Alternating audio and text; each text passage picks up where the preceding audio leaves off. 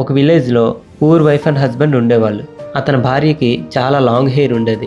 ఆ హెయిర్ని దువ్వడానికి సరైన దువ్వెన కూడా వాళ్ళ ఇంట్లో లేదు. సో ఆమె తన భర్తని ఒక దువ్వెన కొనివ్వమని అడుగుతుంది. కానీ అతను తను అడిగిన దువ్వెన కొనివ్వలేకపోతున్నందుకు చాలా బాధపడతాడు.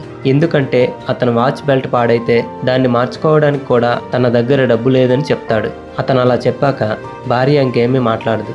నెక్స్ట్ డే తన భర్త యాజ్ యూజువల్గా వర్క్ చేసుకోవడానికి వెళ్తూ తన వాచ్ని అమ్మేసి భార్యకి మంచి కూంబ్ కొని తీసుకొచ్చి సర్ప్రైజ్ చేద్దామని అనుకుంటాడు. కానీ తిరిగి ఇంటికి వచ్చాక భార్యను చూడగానే షాక్ అయిపోతాడు. ఎందుకంటే ఆమె తన హెయిర్ని మొత్తం కట్ చేసి దాన్ని అమ్మేసి తన భర్త వాచ్కి మంచి బెల్ట్ కొని అతనికి చూపిస్తుంది. వెంటనే వాళ్ళిద్దరికీ ఒకరి కళ్ళల్లో మరొకరికి నీళ్లు ఆగకుండా వచ్చేస్తాయి. ఈ స్టోరీలో ఒకరికి తెలియకుండా మరొకరు చేసిన పని వల్ల ఎవ్వరికీ ఉపయోగం లేకపోవచ్చు, కానీ ఒకరంటే మరొకరికి ఎంత ప్రేమ ఉందో అర్థమవుతుంది కదా.